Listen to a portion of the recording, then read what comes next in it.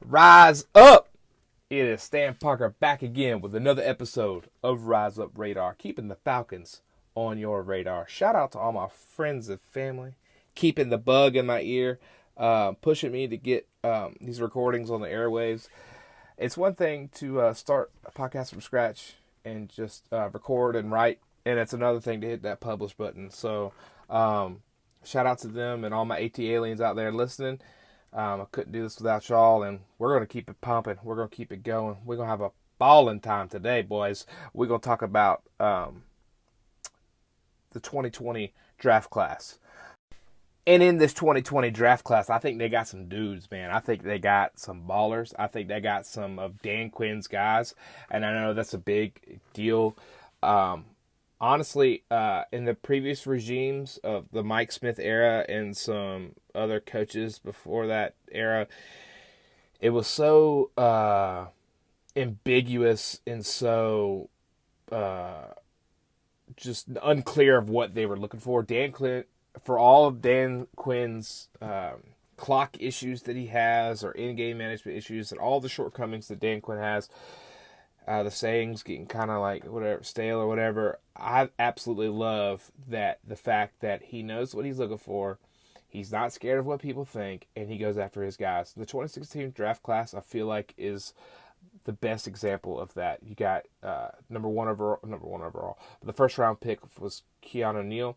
Now, granted, he's been hurt, but he did make the Pro Bowl, and a difference maker. You could tell when he's on the field. And people just like poo-pooed on him, man. Oh, it's a reach. You could have stayed back. You could have got da-da-da-da-da.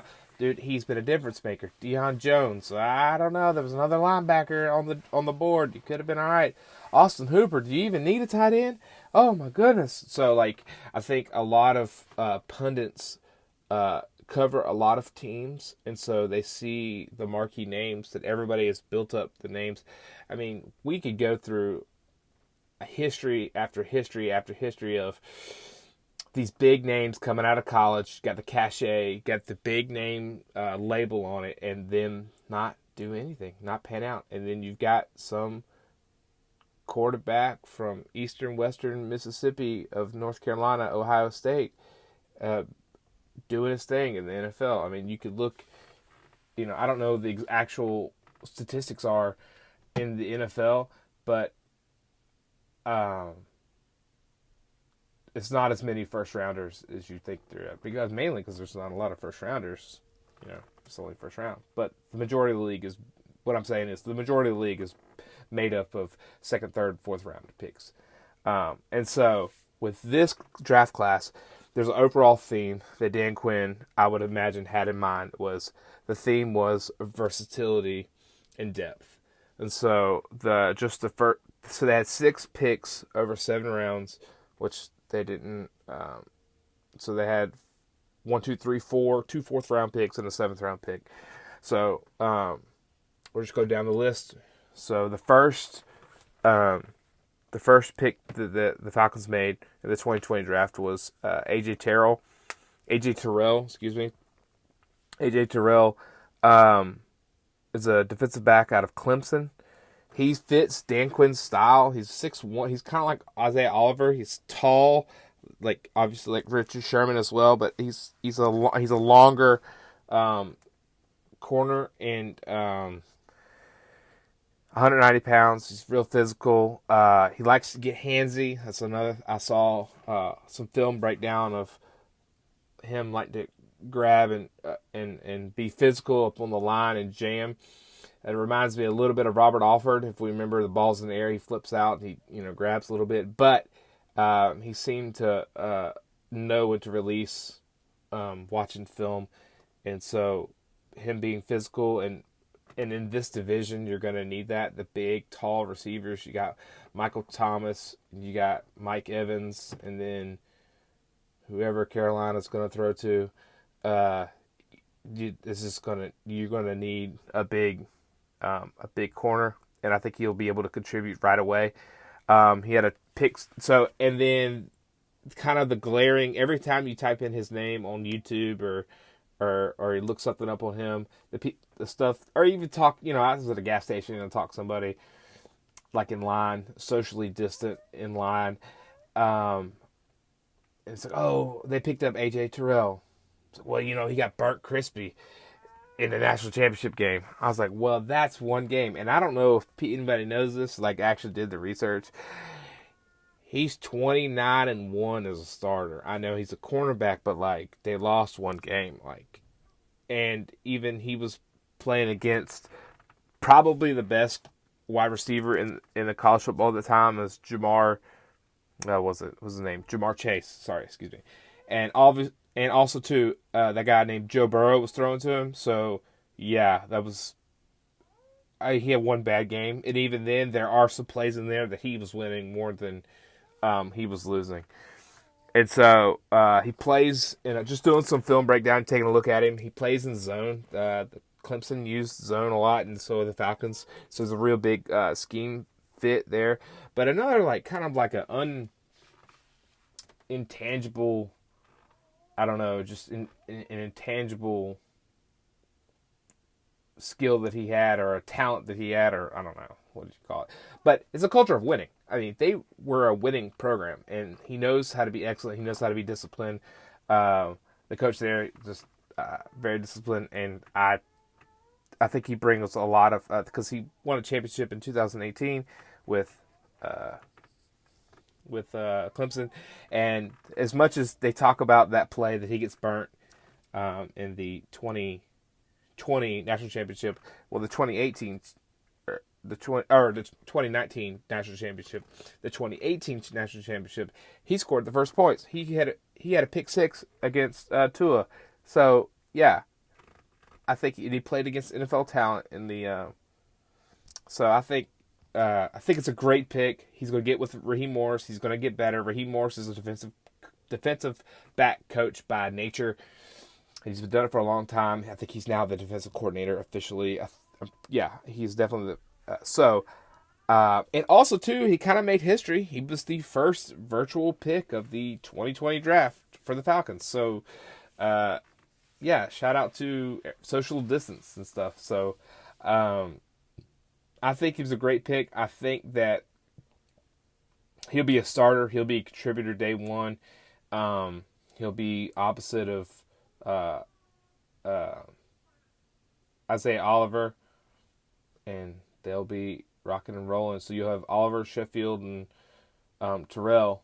And then if they're playing nickels, there's three plus, safety, Neal and Allen, or Keanu Neal and Ricardo Allen. It's all goes well and everybody's safe and everybody's healthy and all that stuff. And so, and just by the way, just a little housekeeping stuff. We're just going to go, all of these podcasts I'm doing that, we're just going to continue as if 2020 NFL season is going to happen. I'm not going to put the COVID cloud on everything. I'm not going to caveat, say, oh, if this happens, we're just going to power through it. And so that's what we're going to assume. So from here on out, we're just going to go like normal. So I absolutely like this pick. They need depth. Would I've liked to see a defensive end?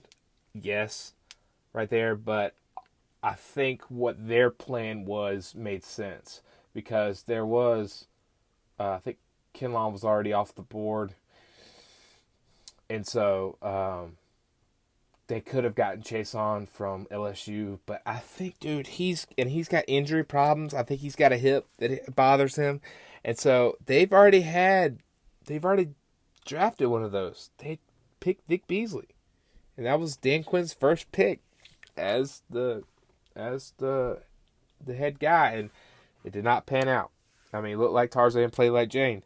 He had one magical year, and I don't know, for whatever reason, he couldn't get motivated to get up the field or change or whatever. So that slender style of speed end in the NFL, sometimes if it's not done right and doesn't have enough versatility to it, it doesn't work because everybody's good in the NFL. So I think I know why they moved away from that pick, and so they shored up some corner was a glaring need, and they filled that position.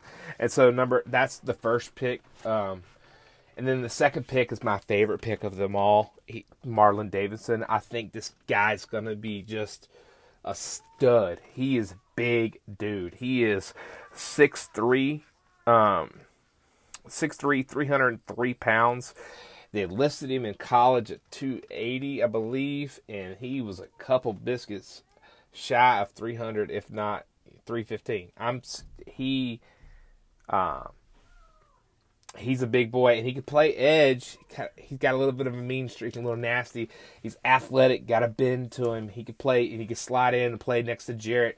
So, like, ideally, in my head, in a 4-3, you got Jarrett and him in the middle, and then you've got your out wide is you got your tack on one side and Dante Fowler on the other side. And so that if a four-man front can get pressure, that leaves Debo to run and hit, see and hit and smash, and let him fill the gaps and come up and be a stopper in the run game and play sideline to sideline. So that frees up your middle linebackers, and they don't get a lot of credit for. I have mixed feelings about the linebacking crew, but that defensive line I'm feeling a little better. There still needs to be depth. I think there needs to be another another specific pass rusher added. We're going to go over some options in a later episode. Hopefully the Falcons pick something up in that regards. But Marlon Davidson is an absolute animal. He's he went up against NFL talent. He went up against Isaiah Wilson, Jedrick Wells, and Andrew Thomas. He had a really good game against Georgia. And so there's two NFL picks there. I covered he was a tweener, kind of plays edge, kind of plays defensive tackle, and I think they're going to continue to use him. I know that some people have said they just need to pick one, he can do it, but I think defensively and defensive end is enough of a he could play with, because he's done it in college. He's stood up. He's played a little bit of coverage with Auburn. So anyway, we don't want him to do all that. They tried Vic Beasley doing that, and Vic Beasley can run, but he looked like a lost. He looked lost out there. I don't hate on Vic Beasley. I'm just calling it what it is. I'm just telling you the facts. And Marlon Davidson, I think, is going to be a great pick. I think he's going to be a stud with him and Jarrett, and hopefully Dante Fowler returns to form. And then he's got some, obviously. I mean, okay, so the Falcons kind of recently have some. The Falcons have had a quote unquote unofficial Falcons filter, that they only pick a certain type of person because they're nice people, or because they don't have any swag, or they're bland, or whatever. I don't know. I don't know the reason. I don't know. But here recently, with Dan Quinn learning to play with, obviously, the Legion of Boom, and building all those personalities, and getting all those personalities to play together as one, and letting them be personalities, that's kind of loosened up the Falcon filter. We don't really talk about that much anymore. And this guy's got some amazing quotes. He's obviously in, like, it was like social SEC Media Day, and he was his quote is, "You could tell somebody that you're a dog." Or no, I've already butchered it. I'm so sorry. You cannot tell somebody you're a dog. You have to show them. And I think that is so awesome to hear from a defensive line. And then he's going to get out there and abuse humans, and he's just going to get after the quarterback. And I'm super, super, super, super pumped about the power and versatility he's going to bring. And it kind of reminds me, and I'm going to get off of him after this, but it kind of reminds me of the body type and the my vision of how he's going to be used is Adrian Claiborne. Adrian Claiborne could slide in the middle. He's big enough to move bodies in the middle, play the run a little bit, kind of get pressure up the front, collapse the pocket. But also, he had that crazy game against the Cowboys, and he's playing edge, I think, most of the time. And he was eating them for lunch, boy. Somebody got on his Wikipedia, or someone got on Dak after that game. Someone got on Dak Prescott's Wikipedia page and wrote that his father was Adrian Claiborne because Adrian Claiborne was his daddy. And that, dude, I was laughing and giggling the whole time, and like he was unblockable. Adrian Claiborne is a beast, and so I think I see Marlon Davidson stepping into that role and being that tweener, that big power end, and a tackle. So, great pick. I love that pick. All right, so and then the next one, so first round, second round, third round pick is Matt Hennessy. What an awesome last name for an offensive tackle for any football player. Really, I think that's just a fun name, Matt Hennessy. He had some NFL lineage. Not many people know that his brother Thomas Hennessy is a long snapper for the Jets.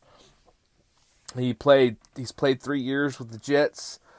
Started with the Jets, so that's pretty cool. It's kind of like a little nugget there. He's also versatile. So so Marlon Davidson was definitely versatile, and so was AJ Terrell in the fact that he plays zone and man, just in technique there, really inside outside. Matt Hennessy is versatile too because he played offensive, defensive line in high school, and then he went to college at Temple. He played left tackle in high school mainly, but they moved him because they said he was so smart and he was kind of the right build for center. So they moved him to center, and he was a 3-year starter at Temple, 6'3", 307.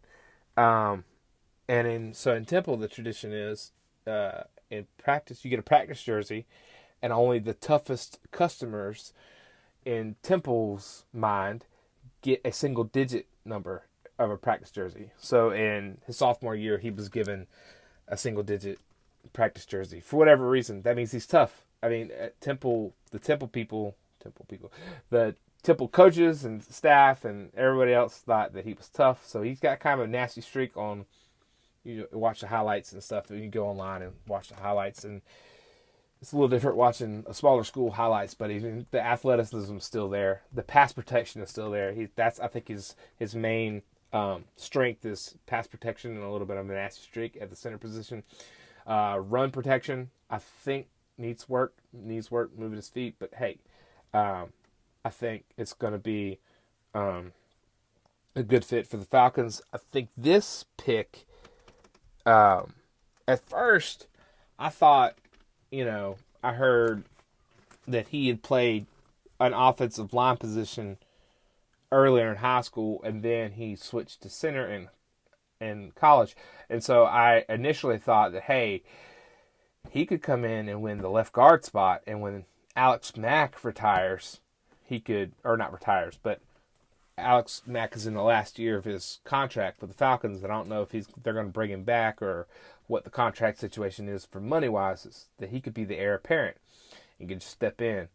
But saying that out loud and doing some research, I think that's a tall order for him, because you got Matt Gono, who is, I think they like him, and then you got Jamon Brown and James Carpenter at left guard.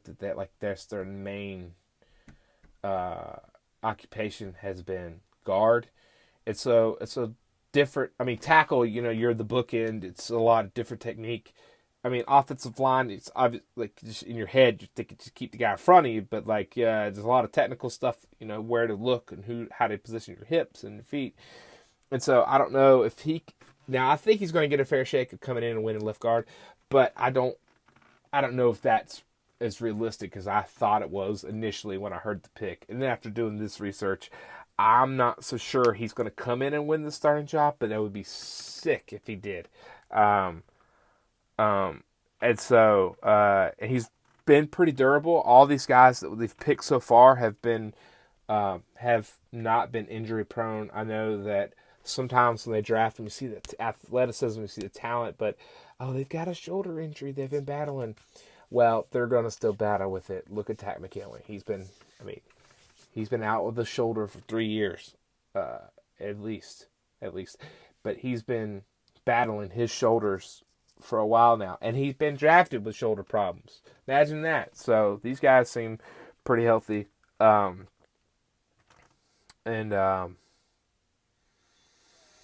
anyway, so that's number 3 is a 3rd round pick, Matt Hennessy. Going on to the lesser known side of the draft board is 4th round draft pick would be Michael Walker. He's a inside linebacker / edge. Again, versatility. He played inside and outside at Fresno State Bulldogs. And so, like in a 4-3 scheme, you've got your Mike, your Will, and your Sam, which is football speak for middle Mike, middle linebacker. Weak side linebacker is the Will with the W, and the Sam is the strong side linebacker. So you got Will, Mike, and Sam. So, or Mike, Will, and Sam. It doesn't matter. So the strong side, obviously, just a little bit of film study. Strong side is the most personnel. The weak side is the least amount of personnel. And the middle is obviously the middle. So you got Mike, Sam, and Will. And so I think that Foye Oluokun, Debo is clearly the Mike. He is the middle linebacker. He makes the decisions. He calls the plays. He's got the green dot on his helmet if he can stay healthy. And but he's the straw that stirs the drink because in the middle linebacker position. And I think Oluokun will lock down the Sam. And then I think Michael Walker will start at the Will. So he's rushed some edge. He's a little more physical. He's 6'3", 230. Ran a 4, so he's really comparable to Devondre Campbell. But I think just by experience and just by play style that I think Oluokun will step in and fill the Devondre Campbell role. But Devondre Campbell has a lot of the same physical attributes or Michael Walker has a lot of the same physical attributes as Devondre Campbell did. And so I think this is a great pick, a lot of depth for linebacker. And then I think like studying film and taking a look at him, because I didn't watch a lot of Fresno State football. He's a real big contributor on special teams, and I think that's going to be his main contribution for the Falcons going forward. He'll get onto the field, and I think he will start a couple games. But I think his main contribution is he's fast and a good tackler. He's a very sure tackler. But again, versatility, playing teams. Everybody's got to play teams. You talk to any like real NFL vet that's not Julio Jones or name any big star skill position player. You got to play special teams. Like that's just how the NFL works. And so and he'll be used in the nickel package. And then he's going to have to work on his coverage techniques, but a lot of the film that I watched was him blitzing and playing the run. So kudos, big. He's not really that big. He's only 230, but he plays big, plays physical. So run up and put your hat on a hat and hit the ball. That keeps Deion Jones clean so he could run and do his thing. So I think that's a great pick too. I'm enjoying this draft so far. The next one is Jalen Hawkins. He is the second 4th round pick. He's a strong safety. He kind of reminds me a little bit of KZ from Cal. Physical guy, will run up and hit, likes to hit, likes to be aggressive, really aggressive with jump routes and take chances. And also times he gets it right, and he will take advantage of his chances. Ball hawk. I've seen some film of him. Again, didn't watch a lot of Cal football, but ball hawk and safety, strong safety if I'm not mistaken. But there's a lot of this would help with safety depth and actually talent back there. So you've got Keanu Neal, strong safety, and then Ricardo Allen's free safety, and then you got backup would be KZ, and there's another practice squad guy, I can't remember his name, but then you've got Hawkins. So that'll ensure that if Keanu Neal were to go down again, that KZ could step up into that spot, or Allen could step into the spot and have Hawkins right there for some more depth. So I think that's a great pick. And then I really like Jalen Hawkins is going to be. I think it's going to be add some depth there. And then Sterling, the number 7th pick overall. Not 7th pick overall. No, 7th round pick is Sterling Hoffrichter. What a name, Sterling Hoffrichter. I mean, it sounds like it could be like a lawyer or something. Hoffrichter, Sterling Hoffrichter. Anyway, he's a punter. Excuse me, he's a punter for Syracuse, and I sneaky think that because they got the punter that they're punting with now. His last name's Allen. He's fine. But this Hoffrichter guy, watch film. Hey, you got to watch film on punters because punters and kickers are people too. They're players too, and they are athletic in their own way. And so I watched film on him. They say he's got a howitzer for a leg, man. He gets some real good hang time, got a real big leg, and I think that they could use him, again, for versatility's sake. They could use him as a long kickoff guy or a long, not kickoff guy, but a long field goal guy. You know, I've read some stuff about that. But hey, you took a punter in the 7th round. Could have probably added some depth somewhere else. But hey, I think this guy could actually win a starting role. He's got a big enough leg for it. And I know Bosher was like the man. He had a couple of nice tackles. Kenyon Barner, look out. Yeah, with the odds that they become teammates. So here's the crazy part about it is this draft, the 2020 draft, the virtual 2020 draft, it was all about versatility, depth, and there was nothing like fancy or flashy about it. There was nothing really sexy. They took a corner, defensive tackle, like no like skill player taken. So which is good because you got a bunch of skill players that if Matt Ryan's laying on his back, it doesn't matter. Like, none of the skill position players are getting the ball. So they need to, or if the other team is scoring 1,000 points a game, our skill position players aren't getting the ball because our defense can't get off the field. So a lot of defensive players taken. So 1, 2, 3, 4 out of the 6 draft picks were defensive players. And I think at least 3 and possibly 4 of the players will start. I think the starters are going to be A.J. Terrell, Marlon Davidson, Michael Walker, and then I think Sterling Hoffrichter. Man, if I can't get his name right. Hoffrichter. I think he'll start too eventually. So I mean, they got 4 out of 6 picks. In my eyes, could potentially be a starter. And if you put Matt Hennessy in there, that's 5 out of 6. This, I'm just saying, if you look at it statistically, not sexy or anything, but this could possibly be a very good draft in the future of all these players developing and, and filling the roles of the person in front of them. So get excited about the 2020 season, and it's coming. Thank you for joining me for another episode of the Rise Up Radar, keeping the Falcons on your radar. And until next time, rise up.